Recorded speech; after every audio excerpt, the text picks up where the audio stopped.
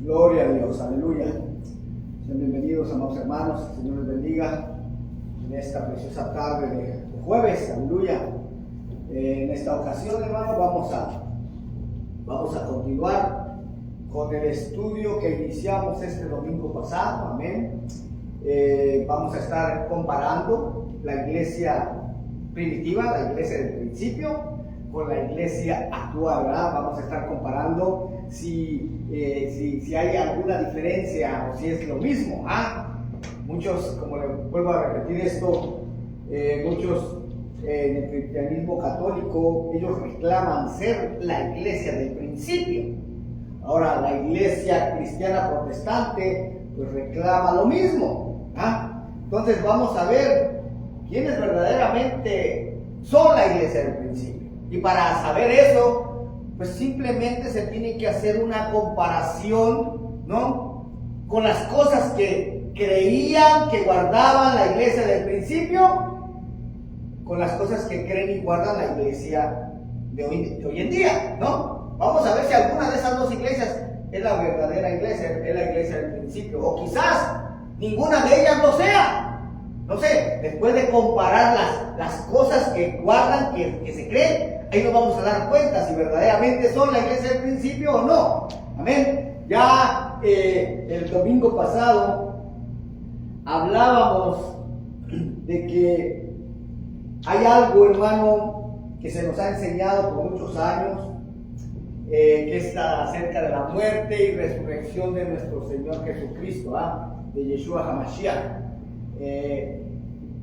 Esta enseñanza se nos ha enseñado en el catolicismo, pero es la misma enseñanza que se cree en el cristianismo protestante, que enseña que Jesús murió un viernes por la tarde y resucitó un domingo por la mañana, ¿verdad? Eso es lo mismo que cree la iglesia católica, como así la iglesia protestante también.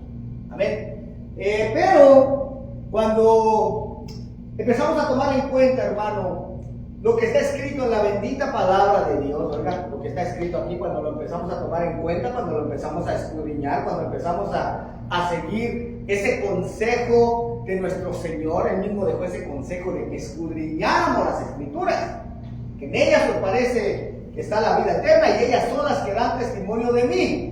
Eso fue lo que dijo el Señor. Pero desgraciadamente eso es lo que menos se hace.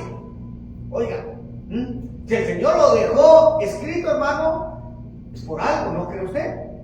Entonces, vamos a seguir el consejo del Señor, hermano, y vamos a escudriñar, vamos a tomar en cuenta la palabra de Dios para ver si esto que se nos ha sido enseñado es verdad o es mentira, porque basado en lo que dice Jeremías 16:19, oiga, dice: a ti vendrán naciones desde los extremos de la tierra y dirán: ciertamente mentira poseyeron nuestros padres, vanidad, y no hay en ellos provecho.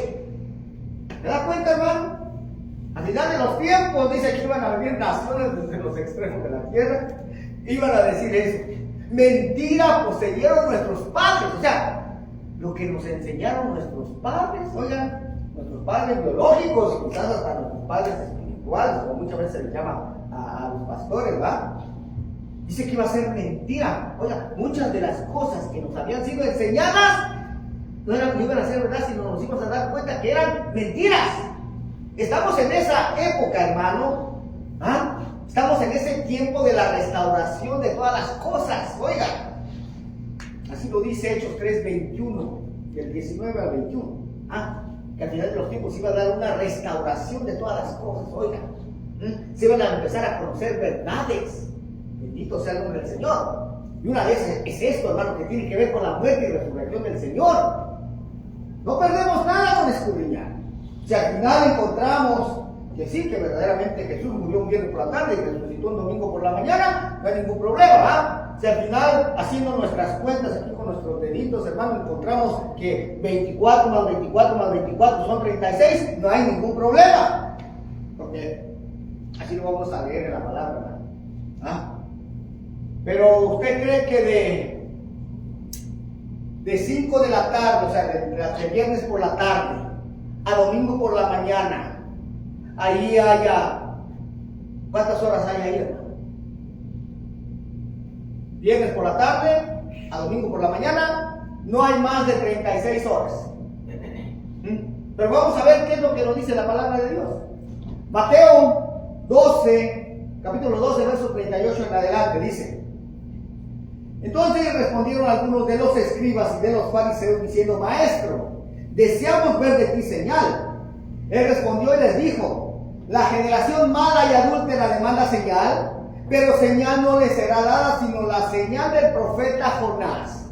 Porque como estuvo Jonás en el vientre del gran pez 3 días y 3 noches, oiga, 3 días y 3 noches, dice, así estará el Hijo del Hombre en el corazón de la tierra 3 días y 3 noches. Ahora, ¿por qué les decía que 24 más 24 más 24 son 36? Menos, eso es lo que se nos ha querido enseñar, ¿no?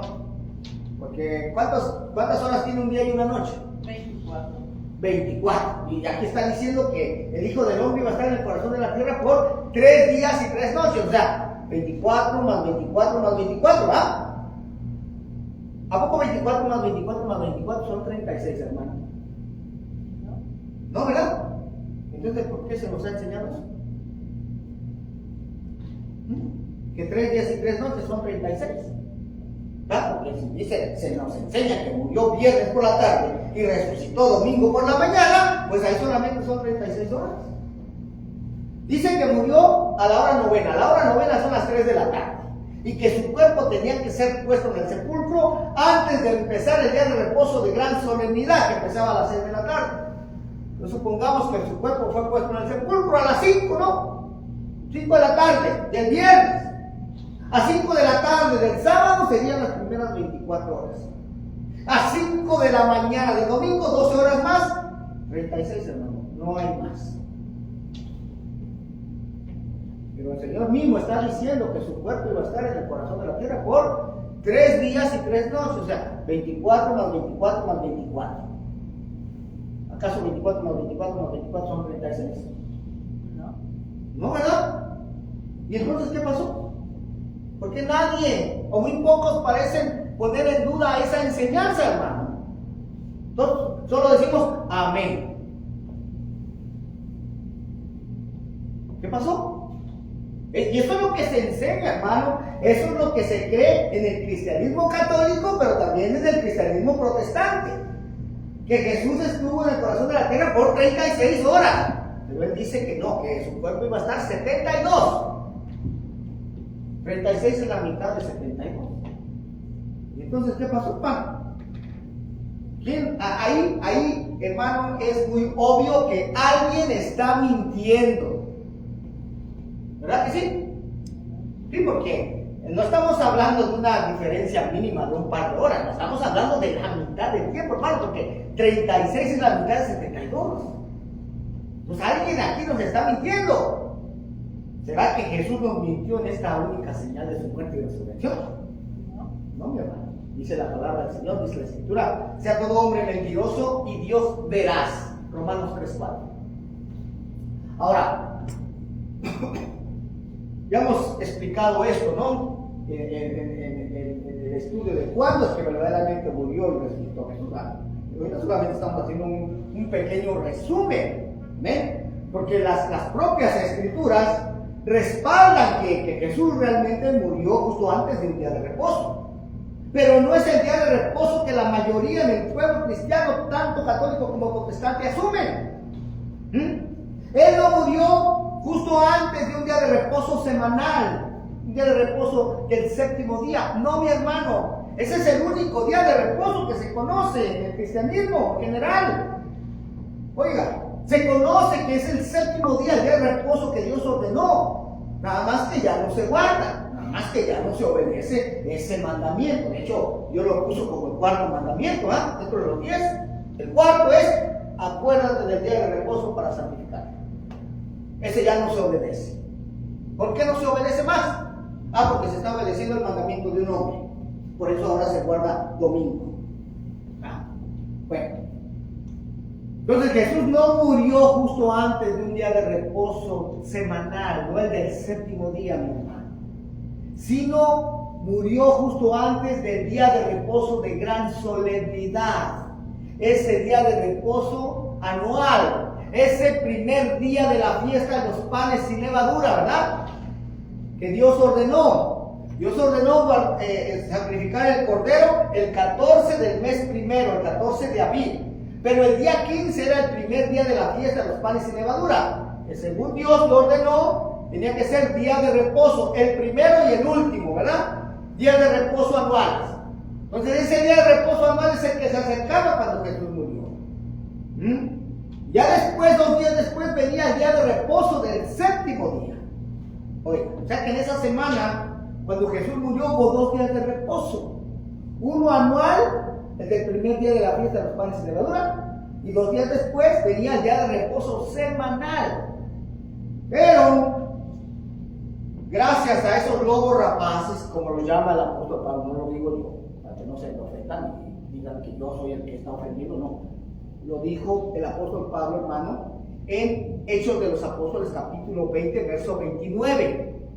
Porque yo sé que después de mi partida entrarán en medio de vosotros lobos rapaces que no perdonarán al rebaño. Y también aún de vosotros se levantarán hombres perversos que arrastren tras sí a los discípulos.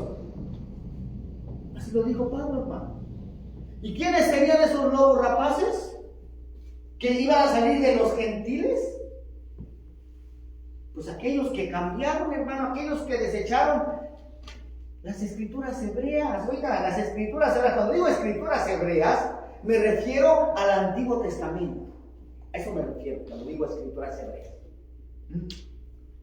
Entonces Pablo está advirtiendo de esos hombres que iban a rechazar totalmente el Antiguo Testamento. O iban a hacer una reinterpretación de las escrituras. Por ejemplo, he hablado ya mucho de este hombre en el segundo siglo, alrededor del año 140 después de Cristo, se levantó un hombre gentil griego llamado Marción del Ponto, que él dijo: desechemos el Antiguo Testamento, porque el Dios del Antiguo Testamento es un Dios malo, el Dios del Nuevo Testamento es un Dios bueno, así es que rechacemos el Antiguo Testamento, rechacemos las escrituras hebreas, no sirven ya para nada. O sea, las escrituras que Jesús tomó como base para sus enseñanzas, las mismas escrituras que los primeros discípulos, los primeros apóstoles tomaron como base para sus enseñanzas, resulta que ahora ya no sirven para nada. A esos hombres se estaba refiriendo el apóstol Pablo, mi hermano. A esos lobos rapaces. Introdujeron esas doctrinas de demonios. Y entonces ya sin ese conocimiento de lo que está escrito en el Antiguo Testamento, hermano, iban a hacer una reinterpretación y decir que ahora Jesús había estado en el corazón de la tierra todo 36 horas. Mentira, amiga. Con las escrituras hebreas podemos comprobar de que Jesús no mintió, que verdaderamente su cuerpo estuvo en el corazón de la tierra por 3 días y 3 noches. Porque, hermano, si murió en la tarde y dice que su cuerpo iba a estar 3 días y 3 noches, ¿no tendría que resucitar a la misma hora? 3 días y 3 noches después. Claro, pero según se nos enseñó que no, él murió en la tarde pero resucitó en la mañana. Mentira del diablo, mentira. Entonces, ¿cuándo realmente resucitó Jesús? Bueno, si vemos las fechas, por ejemplo, en ese año, ¿en qué día cayó la Pascua, la celebración de la Pascua, cuando se sacrificaba el cordero? De hecho, ese año cayó miércoles, la Pascua. Murió miércoles el Señor. Entonces, miércoles a las 5 de la tarde que fue puesto su cuerpo en el sepulcro. A jueves a las 5 de la tarde, serían las primeras 24 horas, ¿verdad? A viernes a las 5 de la tarde, serían 2 días y 2 noches, 48 horas. Y a sábado a las 5 de la tarde, bueno, estoy diciendo los días de la semana basados en el calendario gregoriano, ¿verdad? Ese calendario no existía en la época que Jesús murió, pero de manera que nosotros lo podamos entender. Entonces, sábado a las 5 de la tarde, a serían los 3 días y 3 noches, ahí serían las 72 horas. Vea, 5 de la tarde. ¿A qué hora se empieza el día de reposo del séptimo día? A las 6 de la tarde. O sea que Jesús resucitó justo antes de terminar el día de reposo del séptimo día. A esa hora empieza y termina a las 6, ¿verdad? Y entonces, ¿por qué dicen los evangelios que muy temprano, el primer día de la mañana, las mujeres fueron al sepulcro y ya no hallaron la piedra puesta, ya no hallaron el cuerpo de Jesús? Exactamente. Ahí nos dice que haya resucitado esa mañana. Dice que su cuerpo ya no estaba. ¿Por qué? Porque ya había resucitado la tarde anterior, mi hermano, cuando se cumplían las 72 horas. Pero como pues era de reposo, no se podía asistir a los sepulcros y ya se anochecía, entonces tuvieron que esperar hasta la mañana siguiente para ir al sepulcro. Esa interpretación, hermano, sí cuadra con lo que está escrito, sí va en común acuerdo con lo que está escrito, no se contradice con lo que está escrito. Porque ahí asuma las 72 horas, hermano. 24 más 24 más 24, 72. No así lo que se nos enseña en el cristianismo en general, hermano. 24 más 24 más 24, 36. No. Ahora, en cuanto a que se cambió el día de reposo del séptimo día ahora el primer día de la semana, ya explicamos, ¿verdad? Que en realidad no existe ninguna cita bíblica que respalde eso, porque la palabra de Dios permanece para siempre, ¿va? Isaías 48. Ahora, ¿quién es el que siempre ha querido quitarle la autoridad a las palabras que un día salieron de la boca de Dios? ¿Quién? Satanás, que el Señor lo reprenda, ¿verdad? Satanás. Y va a hacer uso de todo lo que tenga a su alcance para cumplir su propósito. Y ha usado, oiga, el edicto dado por un hombre de carne y hueso como nosotros, para invalidar la palabra y el mandamiento de Dios. Y este hombre fue el emperador romano Constantino, que teniendo el poder para hacerlo, ordenó en el siglo IV que se dejara de guardar el séptimo día como día de reposo y que de ahí en adelante se guardara el primer día de la semana, o el domingo, como nuevo día de reposo, en honor a su dios Sol. Por eso es que domingo en inglés se le llama Sunday, que quiere decir día del sol. Entonces tenemos que actualmente, hermano, en la mayoría de las iglesias cristianas, tanto católicas como protestantes, se ha terminado por desechar el mandamiento de Dios y la enseñanza del mismo Yeshua, del mismo Jesús, y se ha adoptado, se ha estado obedeciendo el mandamiento y enseñanza de este hombre de carne y hueso, igual que nosotros. Pero que se ha tomado en muchas vidas a ese mandamiento de hombre como si fuera un verdadero mandamiento de Dios. Pero ahora vamos a ver, hermano, porque si hubiera habido algún cambio directamente de Dios en cuanto al día de reposo, entonces en las escrituras tendríamos base, hermano, si los discípulos hubieran cambiado también de guardar el día, el séptimo día, ahora el primero, ¿verdad? Ese es nuestro ejemplo a seguir, hermano. Lo que han hecho los discípulos es lo que tenemos que hacer tú y yo. Porque los discípulos fueron los que caminaron con el Señor. Amén. Amén. Vamos a ver si los discípulos, después de que Jesús murió y resucitó, ya no asistían a las sinagogas en el día de reposo del séptimo día, pero era solo por temor a la persecución que se había levantado allí en Jerusalén contra el movimiento de Jesús, de Yeshua el Mesías. En Juan 20:19 dice: cuando llegó la noche de aquel mismo día, ¿de cuál día? Del día que resucitó el Señor. ¿Okay? Dice, el primero de la semana, estando las puertas cerradas en el lugar donde los discípulos estaban reunidos por miedo de los judíos. Oiga, ¿por qué estaban encerrados, hermano? No estaban encerrados ahí, ahora guardando el nuevo día de reposo del primer día de la semana. No. Estaban ahí encerrados por miedo a los judíos. Dice, vino Jesús y puesto en medio les dijo, paz a vosotros. Les digo esto porque muchos piensan que después de la muerte y resurrección del Señor, hermano, los discípulos empezaron a guardar el primer día de la semana como un nuevo día de reposo. Pero ese es un error. Porque aquí dice claramente que estaban reunidos, pero por miedo de los judíos. Y no por empezar una nueva doctrina, ni por seguir un nuevo y diferente mandamiento, ya que después de resucitado, Jesús no indicó ningún nuevo mandamiento en cuanto al día de reposo, a excepción del que nos amáramos los unos a los otros, en Juan 13:34. Ahora, esto que estamos leyendo ahorita sucedió en Jerusalén. Y como vimos, fue a causa de la persecución que se había levantado, que los discípulos ya no se podían reunir en la sinagoga los días de reposo del séptimo día, por temor a los judíos que no creían en que Jesús fuera el Mesías de Israel, quienes los perseguían, ¿verdad? En Hechos 2:46, vea lo que dice: y perseverando unánimes cada día en el templo, y partiendo el pan en las casas, comían juntos con alegría y sencillez de corazón. Vemos que los discípulos seguían reuniéndose en el templo.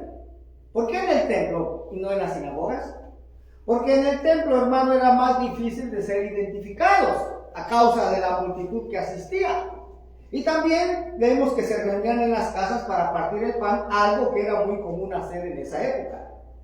Pero mientras tanto, el apóstol Pablo y Bernabé, oiga, esto que se relata aquí de Pablo y Bernabé, eso sucedió muchos años después de la muerte y resurrección del Señor. Entonces aquí vamos a ver si Pablo y Bernabé, ahora creyentes en Yeshua como el Mesías de Israel, vamos a ver si ellos ahora se guardaban el primer día de la semana como nuevo día de reposo. ¿Ah? Vamos a ver. Hechos 13:14 dice: ellos pasando de Perge llegaron a Antioquía de Pisidia y entraron en la sinagoga un día de reposo y se sentaron. ¿Qué días de reposo, hermano? ¿Qué día se asistía a la sinagoga? En los días de reposo del séptimo día. Entonces Pablo y Bernabé seguían asistiendo a la sinagoga en el día de reposo del séptimo día. Hechos 13:42 dice: cuando salieron ellos de la sinagoga de los judíos, los gentiles les rogaron que el siguiente día de reposo les hablasen de estas cosas. Y despedida la congregación, muchos de los judíos y de los prosélitos piadosos siguieron a Pablo y a Bernabé, quienes hablándoles les persuadían a que perseverasen en la gracia de Dios. Verso 44: el siguiente día de reposo se juntó casi toda la ciudad para oír la palabra de Dios. Ahí está, hermano. ¿Qué día de reposo es este? Es del séptimo día, hermano. La escritura solo habla del día de reposo del séptimo día. Esto que le estoy diciendo de que se cambió el día de reposo al primer día de la semana, eso aparece en la historia, no aquí en la Biblia. La historia de lo que sucedió. Amén. El día de reposo establecido en las escrituras desde Génesis hasta Apocalipsis es el del séptimo día. No hay otro. Bueno, hay otros días de reposo también, ¿verdad? Los días anuales, ¿verdad? Pero estamos hablando del día de reposo semanal. Es el del séptimo día, hermano. Amén. Entonces, Pablo y Bernabé, hermano, como vuelvo a repetir, muchos años después de la muerte y resurrección del Señor, ellos continuaron guardando el séptimo día como día de reposo. Ahora, esto sucedió en Antioquía de Siria, un país, o más bien otro país diferente, fuera de Israel. Hechos 27 dice: el primer día de la semana, porque esta cita se usa para decir, ya ves cómo ya habían cambiado el día de reposo. Dice: el primer día de la semana, reunidos los discípulos para partir el pan, o ya está, ¿para qué se reunían? Para partir el pan. Pablo les enseñaba, habiendo de salir al día siguiente, y alargó el discurso hasta la medianoche. Aquí, hermano, no es que se haya cambiado el séptimo día como día de reposo, ahora el primer día de la semana, domingo, no. Sino que aquí dice claramente que los discípulos se reunían para partir el pan y el apóstol Pablo les enseñaba aprovechando la reunión. Es lo que hacía. 1 Corintios 16:1 dice: en cuanto a la ofrenda para los santos, haced vosotros también de la manera que ordené en las iglesias de Galacia. Cada primer día de la semana, cada uno de vosotros ponga aparte algo, según haya prosperado, guardándolo para que cuando yo llegue no se recojan entonces ofrendas. Y cuando haya llegado a quienes hubiere designado por carta, estos enviaré para que lleven vuestro donativo a Jerusalén. Y si fuere propio que yo también vaya, irán conmigo. Oiga, esa es otra cita que se usa también para argumentar de que el día de reposo fue cambiado al primer día de la semana, ¿eh? Por lo que leímos ahí, que dice que el primer día de la semana se recogían las ofrendas, ¿verdad? Pero hermano, ese es otro error. ¿Ah? ¿Eso significa que ya no se guardaba el séptimo día como día de reposo? No, sino que ahora era el primer día de la semana, el nuevo día de reposo. No, mi hermano. ¿Ah? Esto es una vez más incorrecto y esto es en base a no tener conocimiento de cosas que existen en la cultura judía. Ya que en la tradición oral de los judíos, que explicamos en otras ocasiones, ellos no pueden tocar dinero en el día de reposo. Y por esa razón se hacía la colecta de la ofrenda el primer día de la semana. ¿Ah? Sí, en el día de reposo, hermano, una de las cosas es que no se puede comprar, no se puede vender. ¿Verdad? Lo leemos en Nehemías, por ejemplo. Tenían que cerrar las puertas de la ciudad, no se podía comprar, no se podía vender. ¿Ah? Eso es lo que sucedía aquí.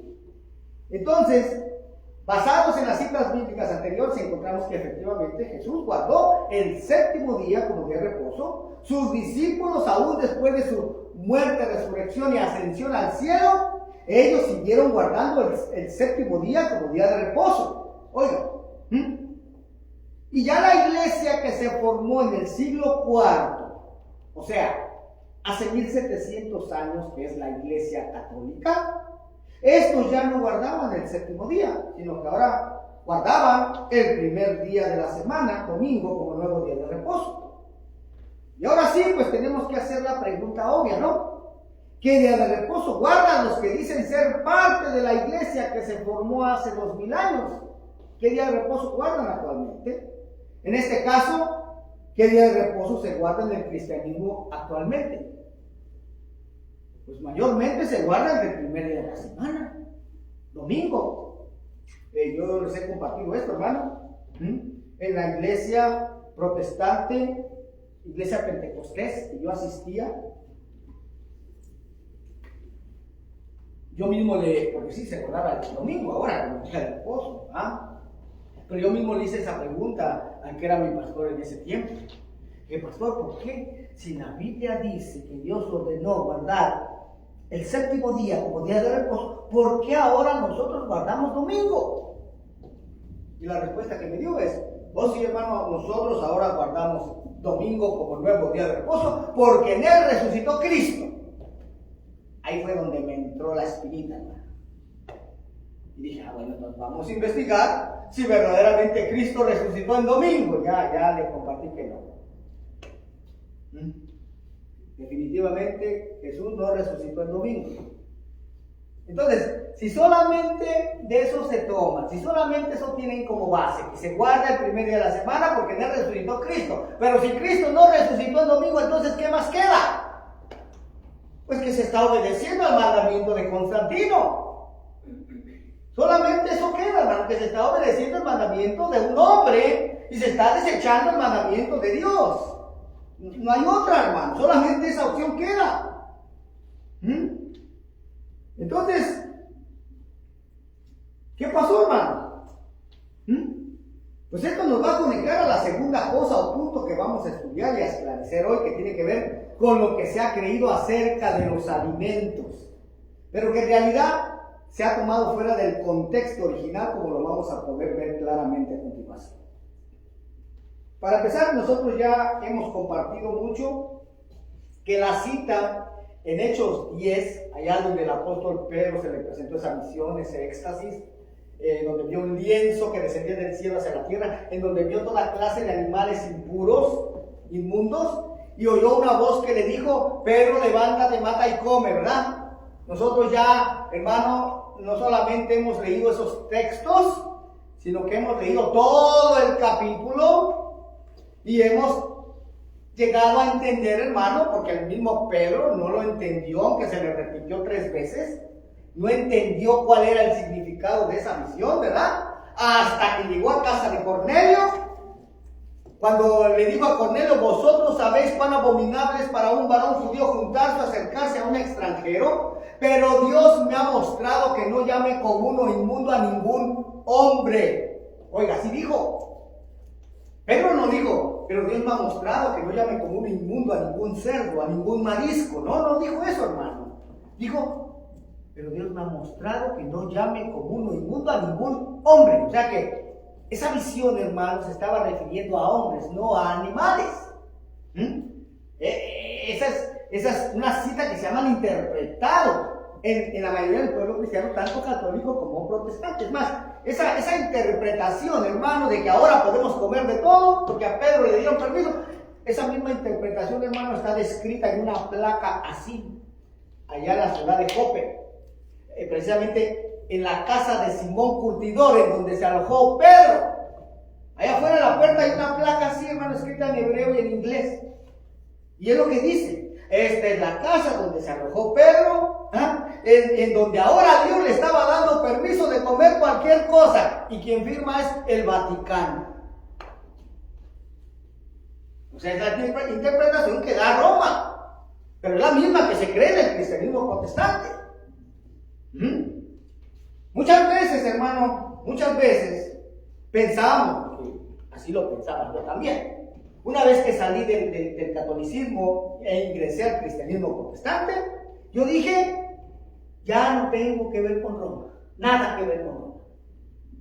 Ya tiré todos mis ídolos a la basura, ya no estoy sometido bajo el Papa, ya no tengo nada que ver con Roma, decía yo. Mentira, mi hermano. Mucha de la doctrina que se enseña el Vaticano, que enseña Roma, sigue siendo la misma doctrina que se enseña en el cristianismo protestante, la misma. Le acabo de dar un ejemplo claro: la muerte y resurrección del Señor. Es lo mismo, ¿no? Para empezar. Eso es para empezar nada más. Hay mucha doctrina, mucha doctrina que es la misma. Y eso es muy difícil, yo sé, hermano, es muy difícil de aceptar para un cristiano protestante, es muy difícil. A mí me pasó también, hermano. No creo que esto fue tan fácil. Así aceptarlo de la noche a la mañana no es fácil, hermano. Pero si hay pruebas, hermano, en las Escrituras,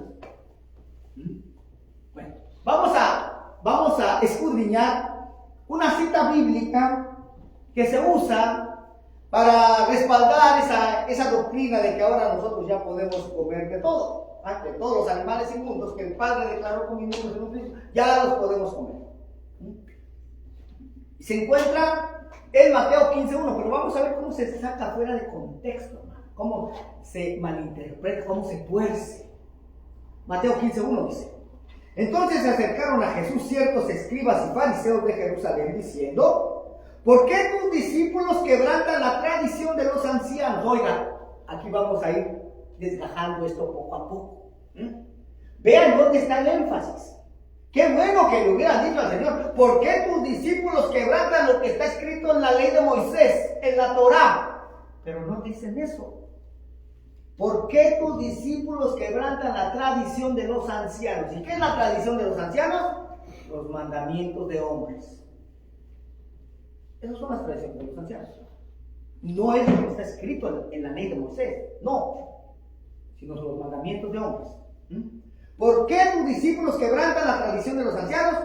Porque no se lavan las manos cuando comen pan. Oiga, ahí está, hermano. Ese es un mandamiento de hombre. Lavarse las manos antes de comer pan, pero lavarse las manos de una manera ritual.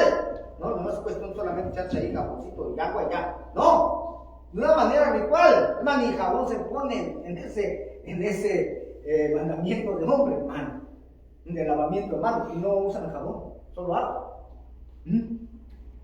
Pero vean, ahora, ¿en dónde estará ese mandamiento de lavarse las manos antes de comer pan? Aquí en la Torá, aquí en la ley de Moisés. No está en ningún lado. Pero ¿sabes en dónde sí está? Escrito en los libros de tradiciones judías, como en el Talmud. Pero el Talmud son mandamientos dados por hombres, mi hermano. Dice, vean lo que responde Jesús. Respondiendo él les dijo: ¿por qué también vosotros quebrantáis el mandamiento de Dios por vuestra tradición? Oiga, ellos por guardar su tradición, hermano, terminaban por quebrantar el mandamiento de Dios. Lo mismo sucede actualmente en la mayoría del pueblo cristiano. Lo mismo. Por guardar tradiciones, por guardar mandamientos de hombres, se termina quebrantando el mandamiento de Dios. Ya vimos en cuanto al día de reposo, ¿no? ¿Ah? El día de reposo ordenado por el Padre es el del séptimo día, mas en cambio en su mayoría guardan el primer día de la semana, en obediencia al mandamiento de un hombre, Constantino, ¿vale?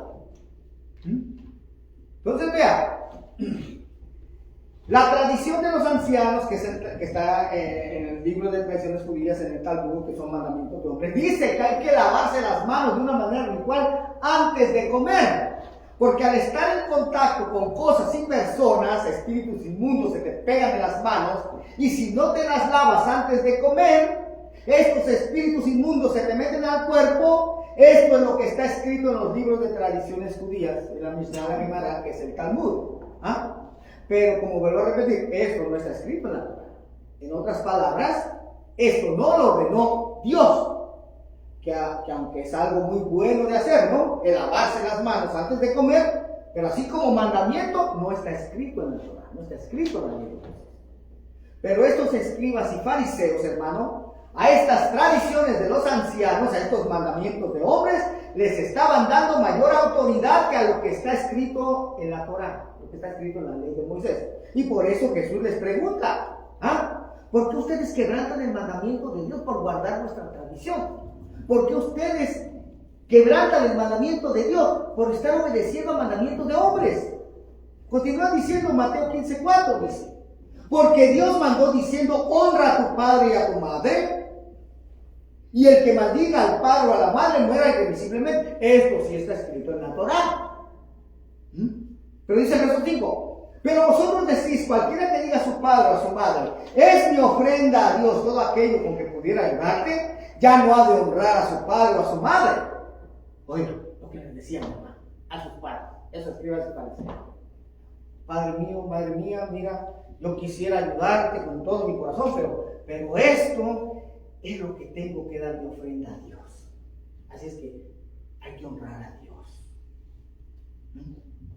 Así dice: habéis invalidado el mandamiento de Dios por vuestra tradición. ¿Se da cuenta? El mandamiento de Dios es claro: honra a tu padre y a tu madre. Pero los escribas y fariseos lo cambiaban a su conveniencia para obedecer la tradición de los ancianos, para obedecer los mandamientos de hombres. Y así terminaban invalidando el verdadero mandamiento de Dios por guardar esos mandamientos de hombres. Mateo 15:7 dice, oiga cómo le dice el Señor: hipócritas, bien profetizó de vosotros Isaías cuando dijo: este pueblo de labios me honra, mas su corazón está lejos de mí. Pues en vano me honran, enseñando como doctrinas mandamientos de hombres. Ahí está, mi hermano. Y lo que el Señor está citando es Isaías 29:13, que dice exactamente lo mismo. O sea, ¿qué es lo que tomaba Jesús como base para sus enseñanzas?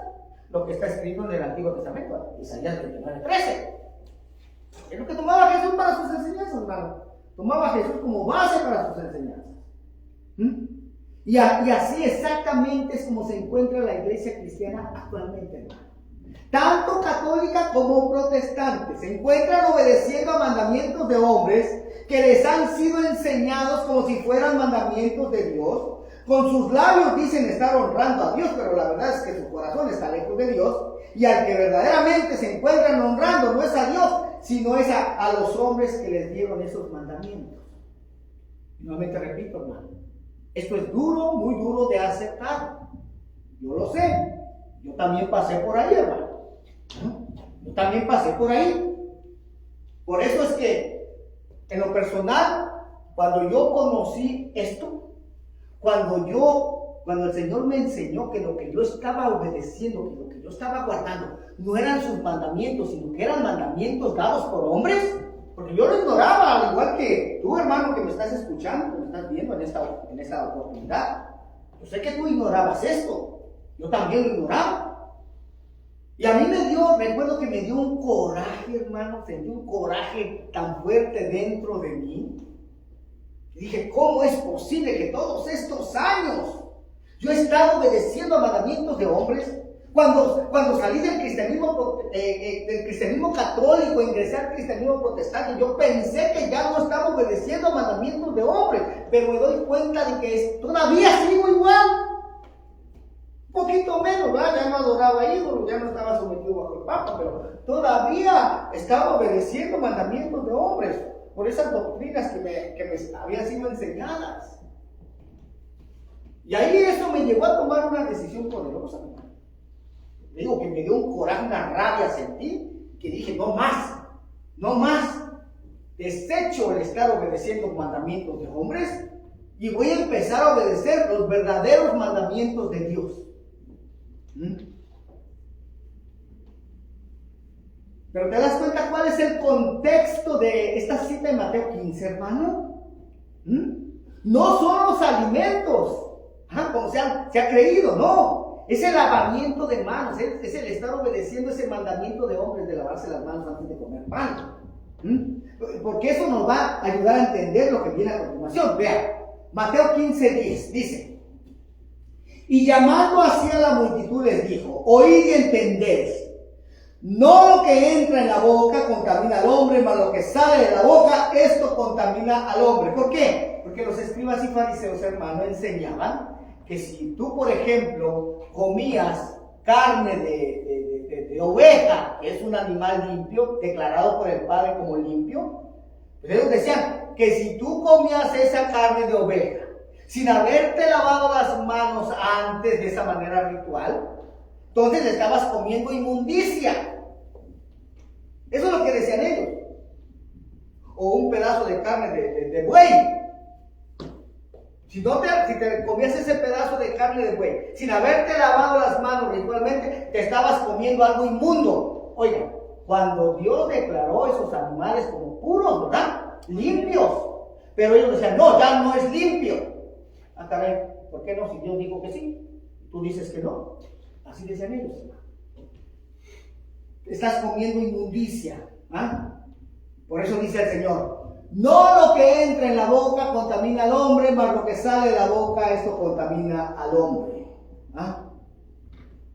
Mateo 7:17 dice: cuando se alejó de la multitud y entró en casa, le preguntaron sus discípulos sobre la parábola.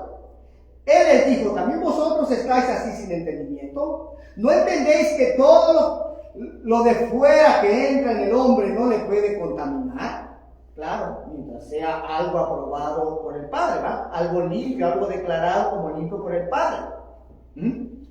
Dice, no le puede contaminar, porque no entra en su corazón, sino en el vientre y sale a la letrina. Y vean lo que dice aquí. Esto decía, haciendo limpios todos los alimentos. De aquí se toma. ¿Ya ves?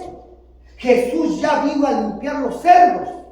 Jesús ya vino a limpiar los mariscos. Ya no los podemos comer. No, hermano. No pierdas el contexto. El contexto de esta cita de Mateo 15 y Marcos 7 es el mismo. El lavamiento de manos. Entonces, ¿cuáles eran los alimentos que dijo Jesús que eran todos limpios? Esto decía, haciendo limpios todos los alimentos. ¿Cuáles eran los alimentos que estaba haciendo limpios? Entonces, los que los escribas y fariseos decían que ya no eran limpios. Porque si ahora Jesús viene a declarar que el cerdo es limpio, que los mariscos son limpios, entonces eso es ir en contra de su Padre. Porque el Padre dijo que no se comieran ni carne de cerdo, ni mariscos en Levítico 11 y Deuteronomio 14. Amén. Y que yo sepa, Jesús dijo que Él había venido a hacer la voluntad de su Padre. No vino a ir en contra de lo establecido por su Padre, ¿verdad que no? Entonces, ¿qué animales estaba haciendo limpios? Los que los escribas y fariseos decían que ya no eran limpios. Esos, hermanos. Verso 20 dice, pero decía que lo que del hombre sale, eso contamina al hombre, porque dentro del corazón de los hombres salen los malos pensamientos, los adulterios, las fornicaciones, los homicidios, los hurtos, las avaricias, las maldades, el engaño, la lascivia, la envidia, la maledicencia, la soberbia, la insensatez. Todas estas maldades de dentro salen y contaminan al hombre. ¿Se da cuenta, hermano? ¿Cómo se tuerce, se malinterpreta estas citas? Amén. Y no solamente esta, hermano. Se malinterpretan y se tuercen todas las citas que hablan de los alimentos, todas.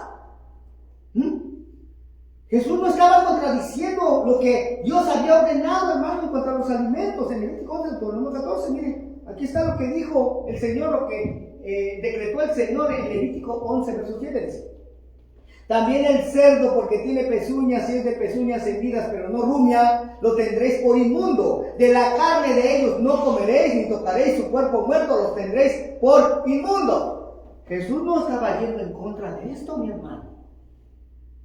No, estaba yendo en contra de lo que decían los escribas y fariseos. Bendito Dios. Vea lo que dice Levítico 11:9. Esto comeréis de todos los animales que viven en las aguas. Todos los que tienen aletas y escamas en las aguas del mar y en los ríos, estos comeréis.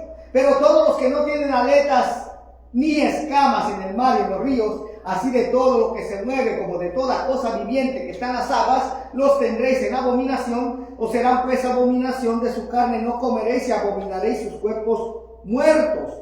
Todo lo que no tuviera aletas y escamas en las aguas, lo tendréis en abominación. ¿Y cuáles son estos animales que no tienen aletas ni escamas en el mar, hermano, en los ríos? Los mariscos. Camarones, jaiba, langostín, todos esos, hermano. Esos son animales que no tienen aletas ni escamas. Entonces, Jesús no iba en contra de eso, hermano. Nunca fue en contra de lo establecido por el Padre. No. Y como vuelvo a repetir, todas las citas que aparecen en las escrituras, en las que aparentemente parecen indicar que Dios cambió de parecer y que Él ahora ya nos da permiso de comer cualquier cosa, e incluso hasta lo que Él mismo prohibió comer antes, pues déjame decirte que todas y cada una de esas citas, hermano, se han torcido y se han malinterpretado. Yeshua, hermano, Él guardó y obedeció todo lo que está escrito en la Torá. Todo. Si hubiera ido en contra de lo establecido en Levítico 11, hermano, hubiera pecado, ¿verdad? Amén. ¿Sí? Porque dice 1 Juan 3:4, porque todo el que comete pecado infringe también la ley. Pues pecado es infracción de la ley. Ahí está. Si Jesús hubiera infringido lo que está escrito en la ley de Moisés, hubiera pecado. Y Él no pecó, hermano. No pecó. Entonces, Él guardó, obedeció todo lo que está escrito en la Torá, y fue lo que enseñó a sus discípulos. Y además es lo mismo que les ordenó enseñar a los nuevos discípulos. Pero y entonces la pregunta es, ¿por qué actualmente en la mayoría de las iglesias cristianas, tanto católicas como protestantes, se enseña y se guarda ahora todo lo contrario a lo que Jesús enseñó? Porque esto parece no tener ningún sentido. Jesús no enseñó que ahora ya no se tenía que guardar el séptimo día como día de reposo, sino que se tenía que guardar el primer día de la semana. No lo hizo, sino que fue el emperador romano Constantino, ya vimos, y se ha estado obedeciendo el mandamiento fielmente de este hombre, pero se ha estado desobedeciendo el mandamiento de Dios. De hecho, este hombre, Constantino, fue el que fundó la Iglesia Católica Apostólica y Romana. No es la de hace 2000 años, no, hermano. Esa fue fundada en el IV siglo. Y como la Iglesia Cristiana Protestante, hermano, es parte aún de la Iglesia Católica, como lo he venido diciendo a lo largo de este estudio, también he venido diciendo que es muy duro de aceptar para muchos creyentes, pero la realidad es esa. Si tú buscas, por ejemplo, en un mapa mundial, en donde te muestren todas las religiones que existen en el mundo, ahí no aparecen separados el catolicismo y el cristianismo protestante. Los ponen juntos. Los ponen en una misma canasta. Incluso son llamados los hermanos separados. Yo sé que muchos van a decir que ya hubo una reforma religiosa de separación en el siglo XVI, allá con Martín Lutero, con Juan Calvino y muchos otros más. Pero la verdad que esta no fue una reforma ni una separación total, hermano. Porque existe aún mucha teología y doctrina católica que aún se aplica en el cristianismo protestante actualmente. Y para saber que esto es así, solamente basta hacer una simple comparación de las cosas que se creen y se guardan en el catolicismo con las cosas que se creen y se guardan en el cristianismo protestante actualmente, las cuales son totalmente diferentes a las ordenadas por Dios en un principio, pero que Jesús, Yeshua y los primeros discípulos guardaron fielmente los mandamientos de Dios. Mira, vamos a empezar. Aquí tengo una tabla que hice, en donde primero puse cuál es el mandamiento o los mandamientos de Dios originales. Después puse a Jesús, Yeshua y los primeros apóstoles, los del siglo I y del siglo II. Vamos a ir dando el mandamiento y vamos a ir viendo si Jesús y los primeros discípulos, los discípulos del primero y segundo siglo, guardaron, obedecieron o no. Y después pongo a la Iglesia Católica del siglo III y IV, y después a la Iglesia Cristiana Protestante del siglo XVI, con la Reforma Protestante, ¿no? A ver qué es lo que hacen con ese mandamiento original de Dios, a ver si lo guardan o no. Vamos a iniciar con el primero.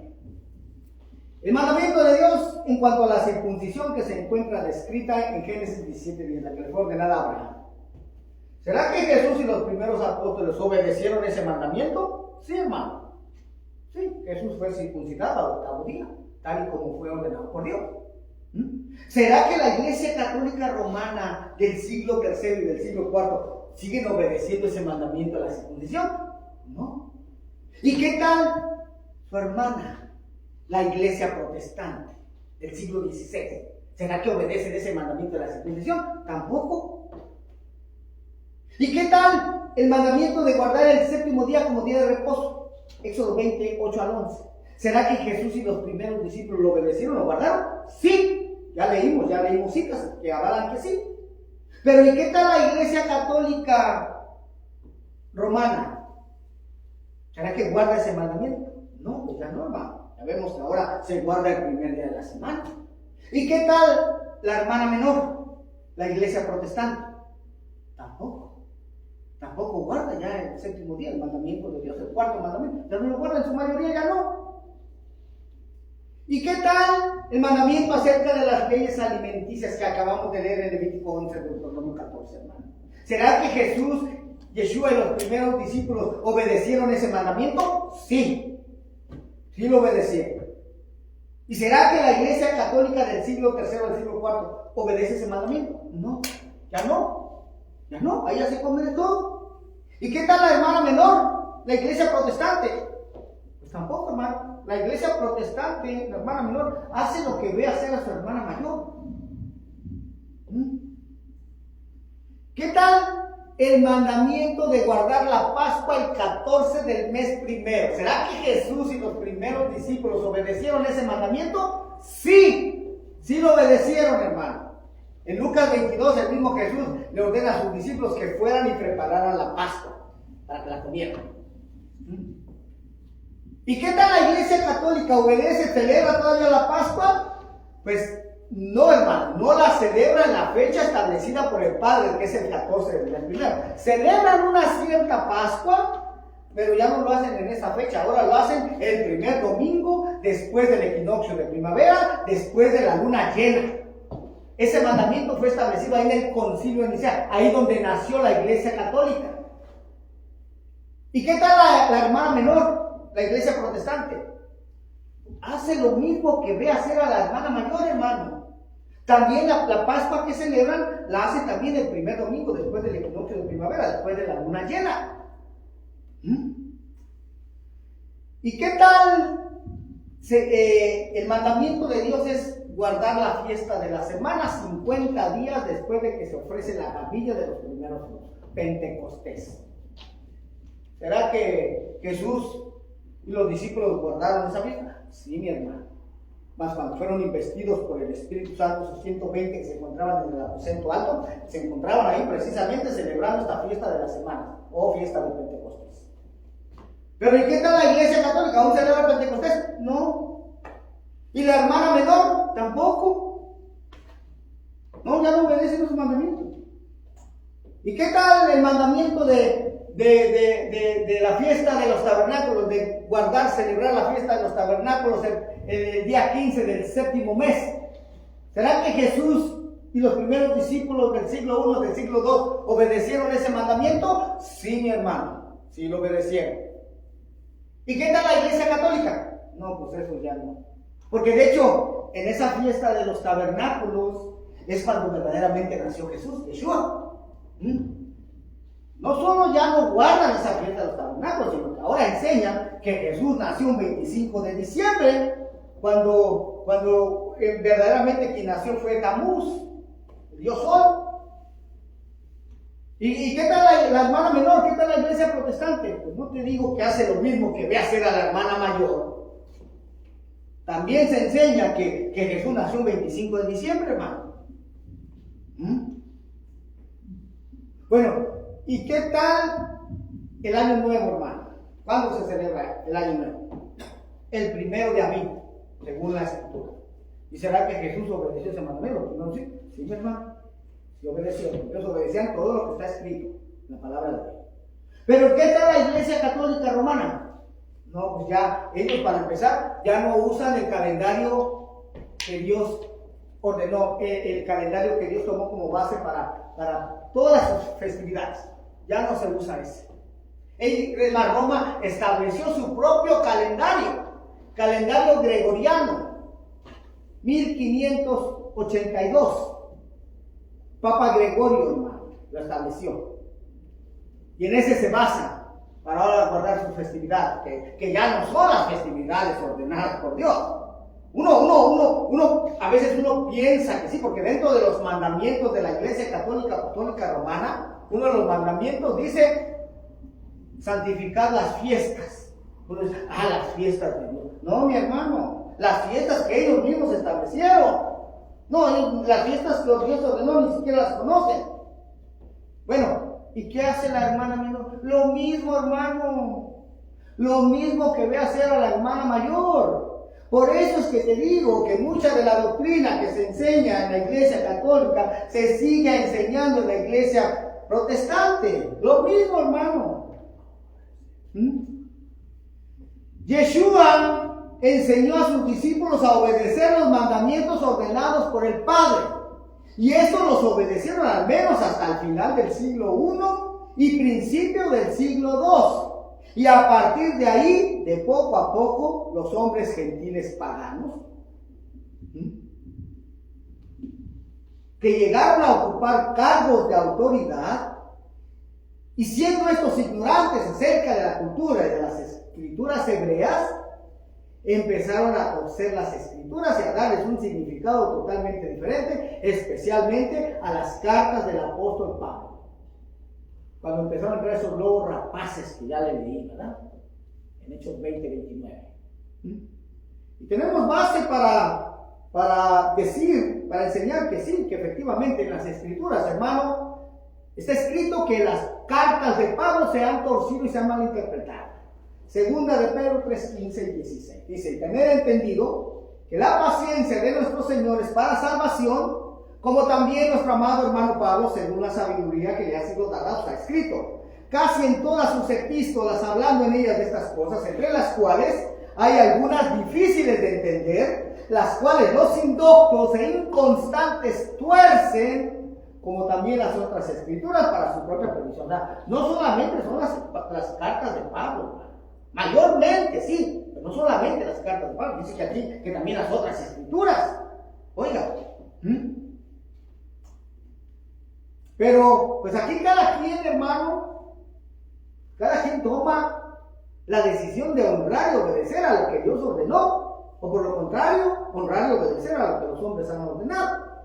Solo te recuerdo esto, hermano, que la bendición viene según las mismas escrituras cuando se es obediente a los preceptos, a los estatutos, mandamientos y leyes de Dios. Esa fue la manera en la que el patriarca Abraham fue bendecido Y no es como se enseña en algunas iglesias actualmente, que las bendiciones que recibió Abraham, ahora la iglesia las recibe automáticamente. Eso es un error, hermano. Según lo podemos leer en la siguiente cita bíblica. Miren, Génesis 26:5. Por cuanto oyó Abraham mi voz y guardó mi precepto, mis mandamientos, mis estatutos y mis leyes. Ahora la pregunta es, ¿será que si Abraham no hubiera escuchado la voz de Dios y guardado estas cosas, podría aún haber sido bendecido por Dios? Pues claro que no, hermano, imposible. Bueno, y si nosotros actualmente no escuchamos la voz de Dios para guardar sus mandamientos, sus estatutos y sus leyes, ¿será que de todos modos podemos recibir sus bendiciones? No. Pues no, tampoco, hermano, imposible. Entonces vemos que esas bendiciones que recibió Abraham no se reciben automáticamente, sino que hay que hacer algo más, ¿verdad? Porque la fe sin obras es muerta. Entonces, ya pudimos ver claramente, hermano, que los que dicen ser parte de la iglesia que se formó hace 2000 años, basados en los mandamientos que guardan actualmente, pues no son realmente parte de esa iglesia, ¿ah? Sino que son más bien parte de la iglesia que se formó hace 1700 años, la iglesia católica apostólica romana. Aunque se llamen actualmente iglesia cristiana protestante, ya vemos que ellos tampoco, hermano, tampoco guardan, tampoco obedecen los mismos mandamientos que guardó Jesús y los primeros discípulos. Y todos aquellos que nos hemos dado cuenta de que esto es verdad, pues no nos queda otra más que seguir el consejo de la palabra de Dios y regresar a las sendas antiguas, ¿verdad?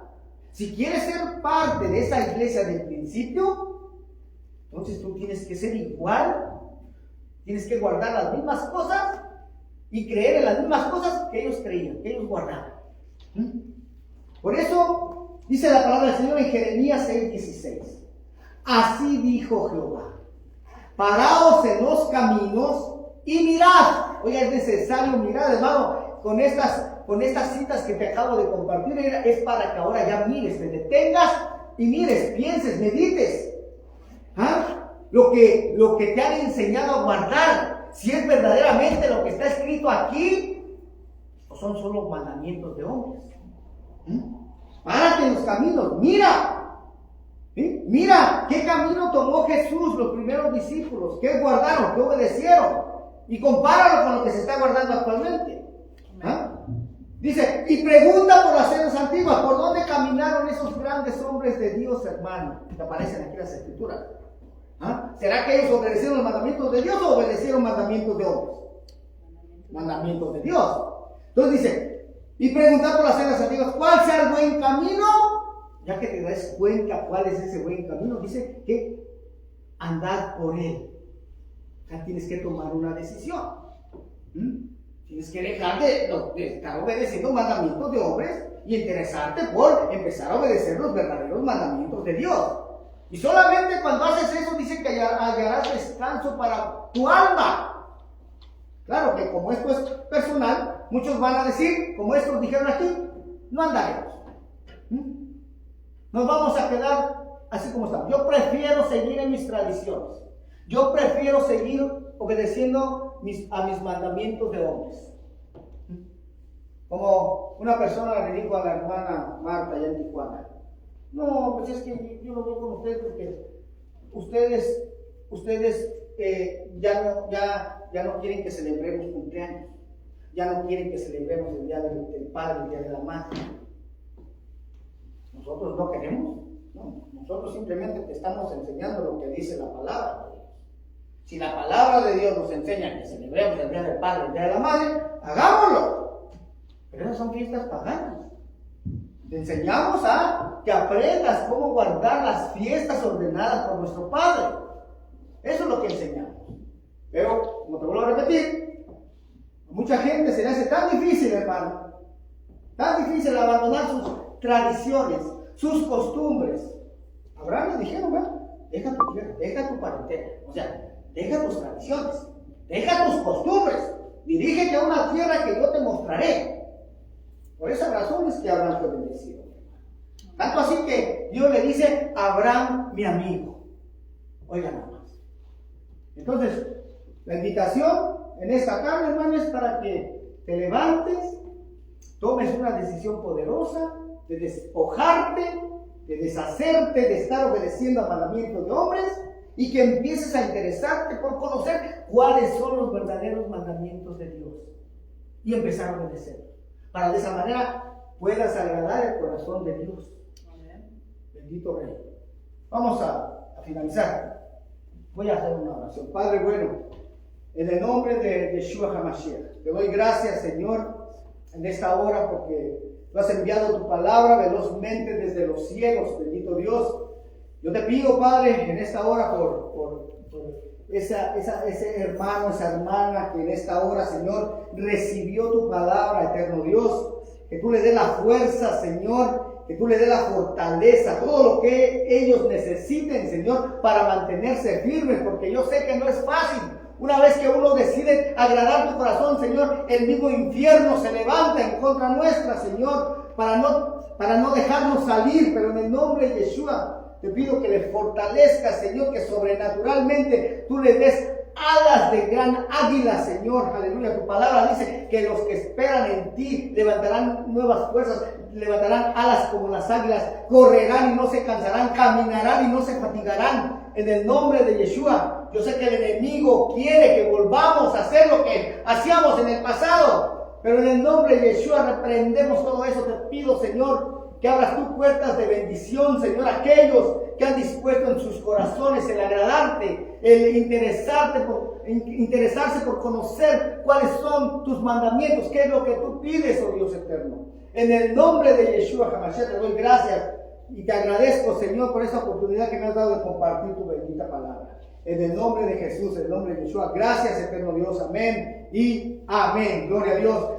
Comparta, hermano, esta enseñanza. Va a quedar grabada aquí en nuestra página de Facebook, Ministerio Internacional de Jesucristo, volviendo a las sendas antiguas, y ya para la próxima semana la voy a subir también a YouTube. Visite nuestra página del ministerio, el mismo nombre, Ministerio Internacional de Jesucristo, volviendo a las sendas antiguas. Bendiciones y hasta la próxima. Adiós.